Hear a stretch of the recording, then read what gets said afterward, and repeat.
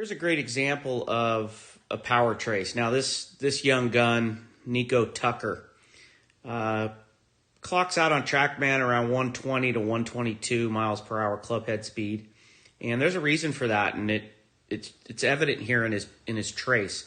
So what I'm going to do is above his head you'll see his body track pressure trace. The white dot represents in the middle of the screen represents his pressure.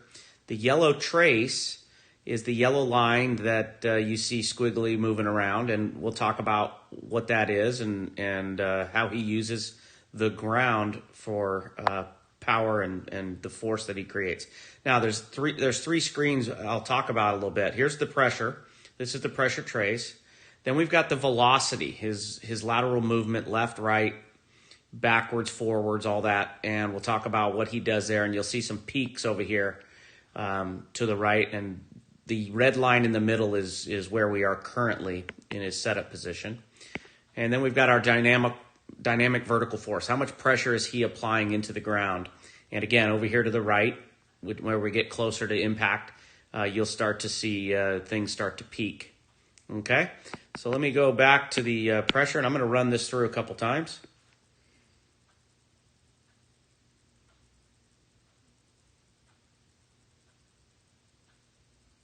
There we go. Let's go back. What I want you to notice is, and I see this in all the players that I work with, good players will continuously be dynamic. Now you can see, even though he looks static here in his address position, as I hit play, you're going to see the little dot moving around. So on the bottom of his feet, Nico is moving around.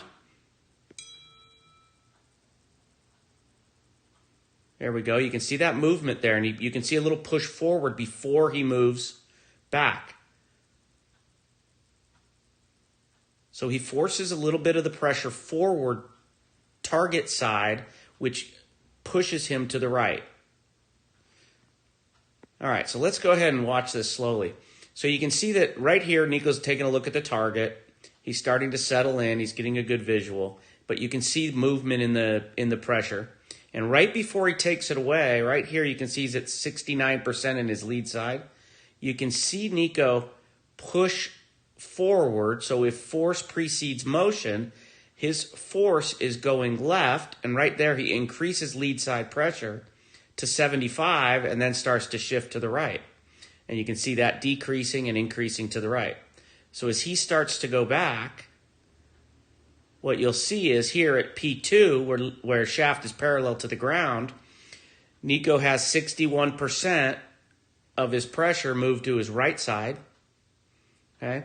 And as you can see here in the right-hand numbers, is he's starting to move in to what we call a counterbalance. He's starting to get more pressure into his trail heel.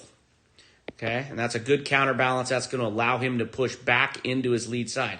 Now, here's where his power is coming from. Let me go to the velocity chart here. So as you can see, the red line represents where we are currently in the swing, okay, which is about P3, position 3 going back. As he starts to move away, right here is where you can start to see the pressure start to move back towards his lead side. Okay, so you can see the velocity chart right here represents the peak going up, that he's starting to move laterally left and reaching peak velocity. Okay? And as he starts down, where he gets his power is right about here as we start down into the swing. And I'm going to bring it down into the P6 position. Right about here, just below the P6 position, you can see that the peak has now dropped below the green line. And you can see this number up here where it says lateral negative 266. That is him in his trail heel reaching, centimeters per second, 266 in the trail. And what you can see, it's represented here on the pressure chart. You can see that the white dot is in his trail foot at 63%.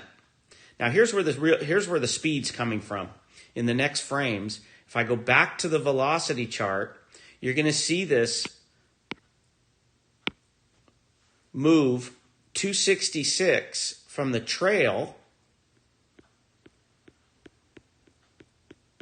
to a peak, and there's the face a little bit off, but he ends up drawing this beautifully, to a peak velocity of 353 into the lead. So he's basically back on his right foot braking and then increasing lateral motion left. And you can see that here on the chart. So post-impact into the exit of the golf swing, you can see him at 67%. So if I do it from a pressure standpoint in P6, you can see the backup right here. There's the backup. There's the back foot brake. There it is. You can see the ball not moving. Okay, let's do that again. Back up. Back up. Okay, now I get the question asked all the time, can this be taught? Absolutely can be taught. When we're working on speed and teaching a power trace or a power Z trace, there is going to be a time where you're going to see some inaccuracy. So you got to throw out the outliers and work on the motion. Okay, so you're going to see some balls fly all over, especially at 120, 125 miles an hour. But as you build this, the timing will come. All right, so great job, great power trace here by Nico Tucker. We look for good things for this kid. By the way, he's a freshman in high school, made the varsity squad, and only looking up from there.